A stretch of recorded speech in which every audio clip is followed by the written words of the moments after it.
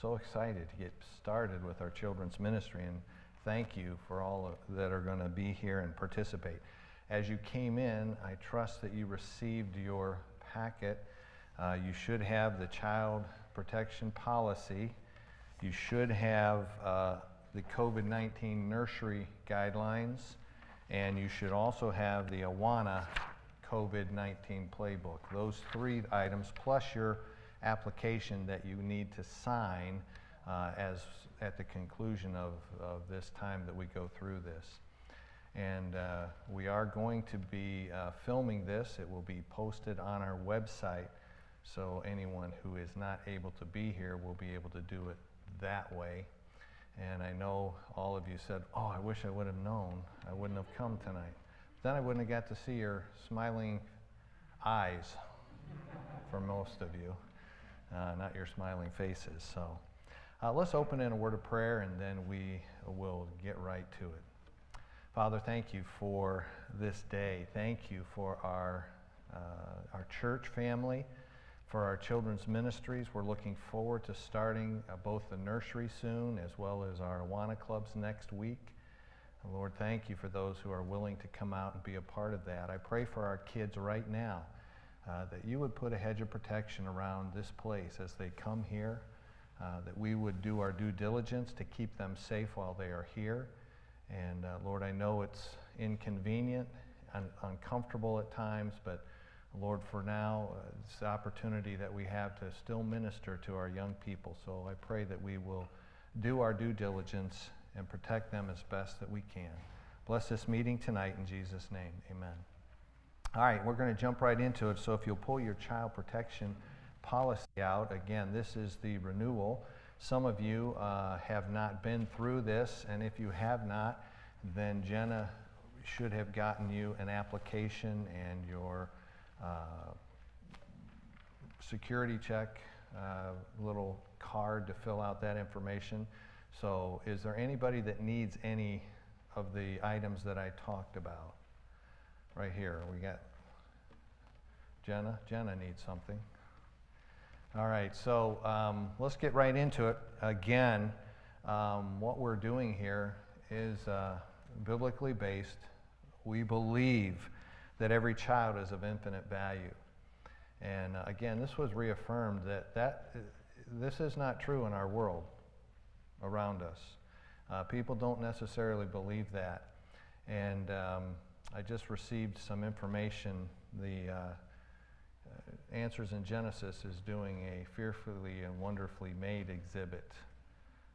And it's about abortion and the value of human life, and they are receiving incredible, ugly emails and texts and feedback on social media about their stand on abortion and the value of children. And I'll share some of that on a Sunday morning in a couple of weeks, but we just want to make sure that we always remember how important these kids are and how important it is for us to protect them while they are here at First Baptist. Thank goodness we have not had any major incidents since we've incorporated this, and so this is important for us to go through. We do live in perilous times right now. This whole COVID, whether you agree with it or not, or like it or not, I've got teachers sitting right here, and they're telling me how things have changed at their schools in order for them to be able to meet and go to school. So in order for us to be able to meet and have our children's ministries, we need to follow some of the similar guidelines that our schools are following, and we have opted to do that. And before any of you even question why we're doing those things, I've had some call me and say, well, I've been going to this church and they don't do anything. I can't answer for that church, and I won't knock that church. That's between them and the Lord. But I believe that we have a biblical obligation to protect our people. We have a biblical obligation to abide by the standards that our government has set for us, and so we are doing that as a church family. Knowing that, we also know that no matter what way we go, some kids won't be coming. If we do what we're doing, which is we're going to be having them wear masks, we know that there will be families that don't send their kids because we're requiring masks. We also know if we said no, we won't require them to wear masks, then we'd have families who wouldn't send their kids because we're not requiring masks. And so I don't understand it all. I don't get it all, but we're choosing to take a biblical stand, and that's why we're doing what we are doing. So let's get right into the policy. The position of First Baptist Church of LaGrange. All paid and volunteer workers in any of our educational ministries involving children of any age must complete a written application and be willing to complete a criminal background check arranged and paid for by First Baptist Church of LaGrange. Most of you have already done that. You have your application in your hand, which you will sign at the end, again, that you have renewed this policy. Point B, all paid and volunteer workers must yearly review the child abuse policies and procedures of First Baptist Church of LaGrange and sign that they are in agreement with said policies. The Ohio Revised Code states that clergy members and anyone responsible for the care of a child, that includes Sunday school teachers, youth workers, Awana teachers, they all have a legal reporting obligation when they suspect that a child has been physically or sexually abused or neglected. I want to reemphasize that. You can't look the other way. You can't pretend like nothing has happened. If you even suspect it, we need to act on it. Either go to Ricky as the commander, come to me as the pastor, and we will take the next steps. Ohio law provides that anyone reporting suspected of child abuse is immune from any civil or criminal liability that otherwise might be imposed as a result of such actions when taken in good faith. So that's our policy. Now the preventative policies, we put these in place so that nothing hopefully will happen while kids are in our care here.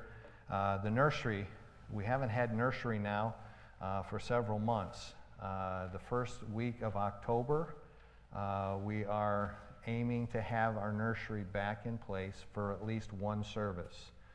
And so if things continue the way they are now, it will be for the 11 o'clock service on Sunday that we will provide a nursery. Chris does have, I think she told me, 8 to 10 workers right now that are willing to work the nursery, so that's basically one Sunday a month that people will be manning the nursery. So this is important because we have an additional guidelines for the COVID-19 that we want to go over tonight, as well as what we normally do. So our nursery policies, guidelines for parents. Parents must sign their child in by filling out a care sheet. Be sure to list any special instructions or allergies. Parents will receive a pager that will indicate if you are needed. Only a parent or guardian should drop off and pick up their child. Parents are encouraged not to bring their baby to the nursery if he or she has had a fever within 24 hours, diarrhea or vomiting, or if your baby has obvious symptoms of a serious cough or cold. That is vitally important in the times that we are living in, and you'll see that in the additional guidelines that we have. Guidelines for nursery workers. All workers must be members of First Baptist Church and have passed a background screening. Workers must be 13 years or older to serve in this ministry. Workers must arrive 15 to 20 minutes before the start of the service. There must be at least 2 adult caregivers in the nursery during all services. All adult male nursery workers should serve with their wife or with a married couple. Only ladies shall diaper the babies. Please disinfect the changing pad and wash hands after diapering each baby. Oversee the check-in and check-out procedures for each child. Be sure to make note of parents' instructions listed on the care sheet. Here's one we've always done, but it's really important in these days. Please clean up the toys and use disinfectant spray at the end of each service. Place any toys that were in a child's mouth in the plastic container on the shelf. Nursery workers should not administer medication to any child. Nursery workers must ensure that the nursery is not a gathering place for siblings or friends. Should an emergency arise, immediately sound the alarm, and if you don't know where that alarm is, please see me or Chris or someone who does work in the nursery who knows where that is. If you're not able to be in the nursery when you are scheduled, please find a replacement and contact the nursery coordinator, which is Chris at this time. Nursing mothers are permitted to nurse their child in the nursery. Now, if you will take out the additional guidelines, I'll just kind of go over those with you. First Baptist Church of LaGrange Nursery will provide quality care for the children placed in its care and strive to be a quality testimony to our community in addressing a wide variety of concerns from COVID-19. And these standards are based off of Ohio's Department of Health's Responsible Restart Ohio Child Care. And here they are. Please ensure that you are free of any signs, symptoms of illness. So if you're working in the nursery, if you have any doubts, please attempt to find a replacement. If you are unable to find a replacement, contact the nursery coordinator. This is a new one. Face masks will be required by nursery workers until further notice. Parents dropping off, picking up a child will limit the number of adults and children with them. Social distancing will be asked of parents while dropping off and picking up the children. Please ask them to wait in the hallway if more than 2 parents come at a time. The number of children allowed in each room will be limited. I don't believe we'll have an issue with that right now, but the standard are babies birth to 1-year-old to no more than 6 with a ratio of 1 to 4 workers to each baby. And creeper to toddler, 1 to 3 years old to no more than 6 with a ratio of 1 to 6. And our ratio of worker, baby, toddler is usually less than these requirements. The nursery worker will kindly ask the parent if the child has had any questionable signs, symptoms of illness, fever, cough, runny nose, increased fuzziness. Any child suspect of being ill is not allowed in the nursery. So as a nursery worker, you may not have done this before, but you need to ask, has your child had any symptoms of cold, any kind of illness whatsoever. We aren't going to allow any children in the nursery who have exhibited any of that. In addition to the existing standard practices, for example, changing a diaper, children and nursery workers will wash their hands per the below. Children and workers will ensure they wash their hands prior to going into the nursery. Children will wash their hands prior to having a snack as deemed necessary by nursery workers. Snacks will typically only be given when children are in the nursery for 2 hours or longer, or if requested by the parents, and snacks provided by the parents. Each child and nursery worker will wash their hands prior to leaving the nursery. Nursery workers will determine based on age if wiping a child's hand with an antibacterial wipe would be more efficient. Hand sanitizer should be used in between contacts with different children. Yes, you will be doing this a lot. Toys in the 2 rooms have been reduced. That's important for you to know. You're not going to have all kinds of toys in the nursery as they maybe used to have. Nursery workers will attempt to limit toys being shared between children. After a child has placed a toy in their mouth, place it in the toys to be clean bin or spray with antiseptic, allow to air dry, rinse with water, and then pat dry. All toys will be re-sanitized each week by the nursery coordinator. Thank you for your attention and these extra requirements. If you have any questions, concerns, please contact Chris. I'm so thankful that Chris is willing to do this. She's done a wonderful job with our nursery and putting those extra little things in place. We just have tried not to make it too overwhelming, and yet we want to be safe with our nursery workers. Again, a spotless nursery is wonderful. An orderly arrangement is great. An organized ministry that is well run and governed is vitally important.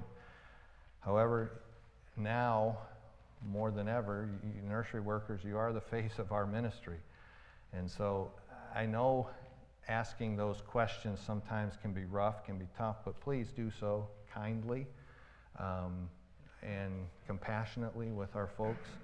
And you make an impression on our folks right there in the nursery.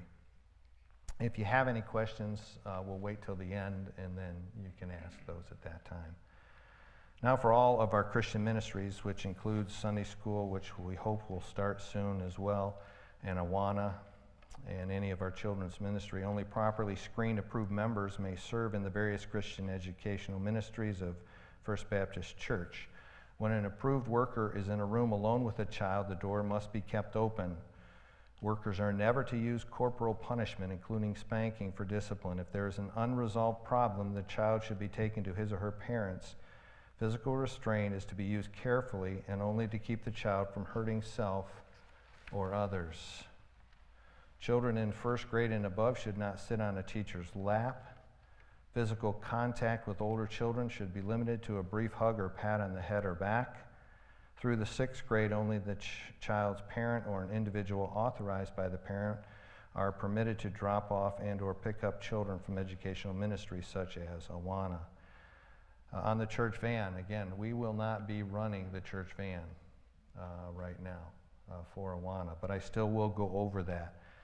To prevent allegations, 2 adults must ride the van when transporting children to and from ministries of First Baptist Church. Under normal circumstances, the van monitor will ride in the front passenger seat. If a problem develops, the monitor may ride in the center seat but never in the rear seat. Only children with signed permission slips may ride the church van to and from educational ministries of First Baptist Church.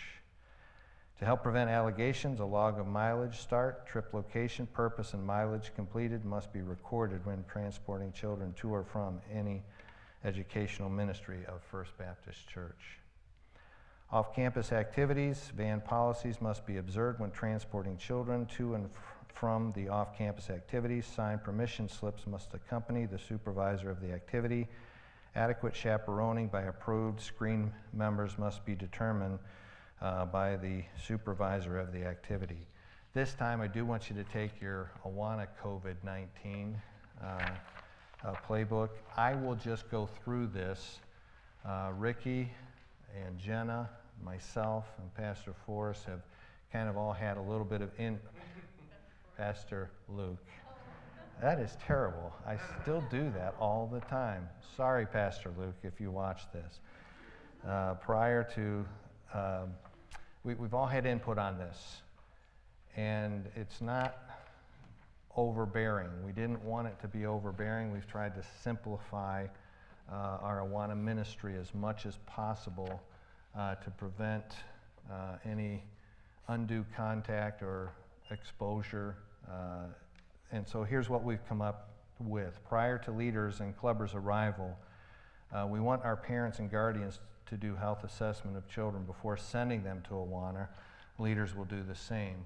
I trust that will be happening. It's possible that, you know, there's always that exception. Somebody's coming to Awana and they're sick.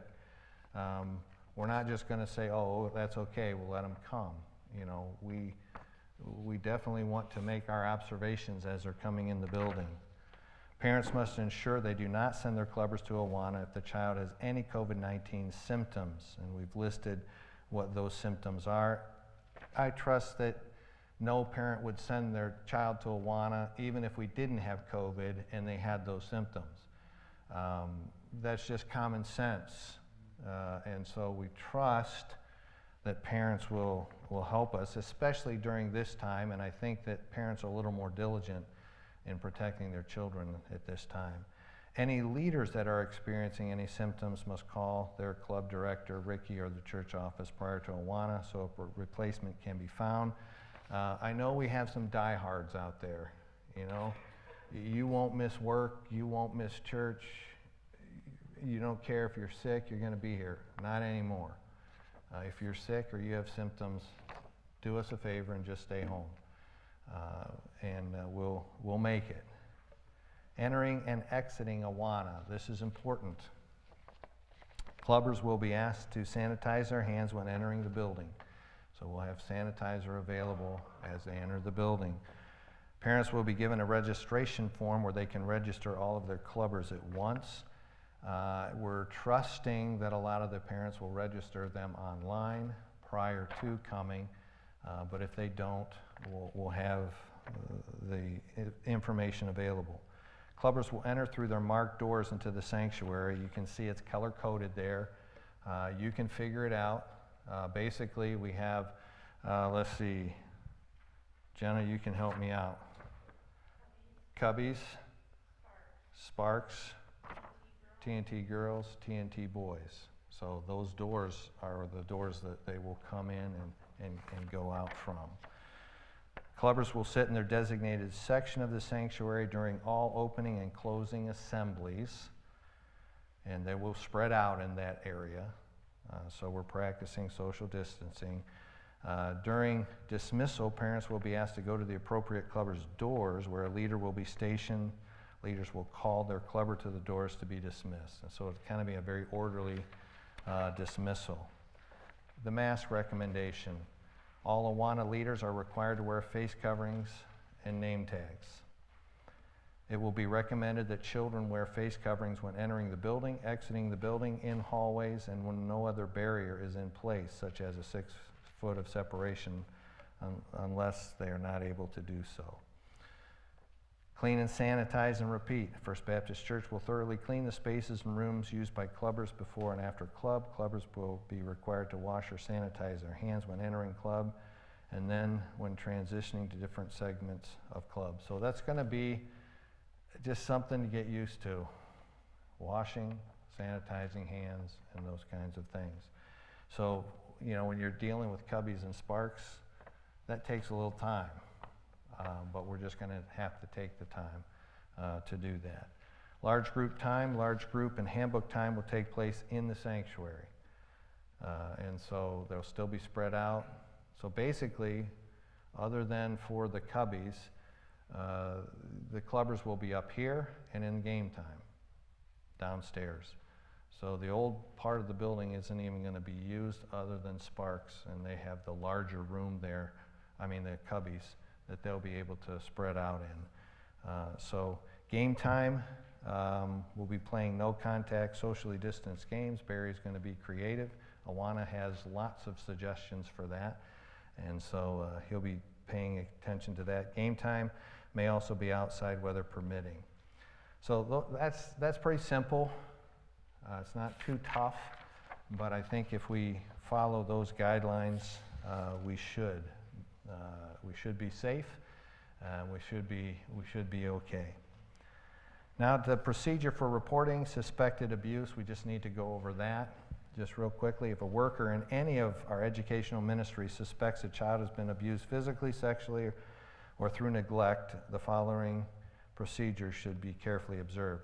Now, we're talking about even if they come to us from their home and you suspect that it has happened at home, we still have to report it. I'm not talking about if you think it's happened here. It's any time we need to take action. If the alleged abuse has just occurred, immediately remove the child and guarantee his or her safety. After securing the child's safety and assuring him or her that this is not their fault and they are not responsible. If the abuse is known or suspected, immediately report the abuse to the supervisor of the activity and the pastor. The worker will prepare a written statement of the observation or suspicion of the alleged abuse. Provide the supervisor and pastor with the name of the child, his or her parents' names and address, and the alleged abuse and any information that can be provided. The pastor and supervisor will be responsible to report the matter to the LaGrange Police Department and all appropriate authorities within 72 hours. You'll notice the Ohio State Child Protection Services is crossed out there simply because the LaGrange Police, and Wayne in particular, wanted to be in the loop. And so that's our first line, is to go to the LaGrange Police Department, and then they will advise us of what we need to do or what they will be doing. Pastoral staff will not seek to counsel the alleged victim and the alleged perpetrator to seek reconciliation, nor shall they conduct an investigation. No staff person or volunteer from First Baptist Church shall be considered qualified to conduct such an investigation. No staff person or volunteer will contact the alleged perpetrator. Absolute confidentiality will be maintained except for ongoing work with the legal authorities or child protective services. I have been through this before here at our church, and for some reason, people just want to know everything that's going on and think they have a right to know everything that's going on. Well, you don't. And so you have to trust that the steps are being taken that need to be taken. And so you might not know everything that is happening. When the allegation involves a church member, should an allegation of child abuse involving a staff member, volunteer worker, or attendee, the following steps shall be taken. The pastoral leadership shall call the deacons to an emergency meeting as soon as they can convene. They shall keep the matter in strictest of confidence. The Child Protective Services shall be notified of the alleged situation. The church insurance agent shall also be notified of the allegation. The alleged perpetrator shall be removed from all activities involving direct contact with children until the matter is resolved.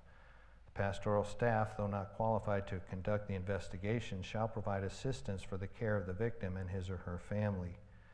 Confidentiality prohibits notifying the accused that he or she has been reported to Child Protective Services or law enforcement.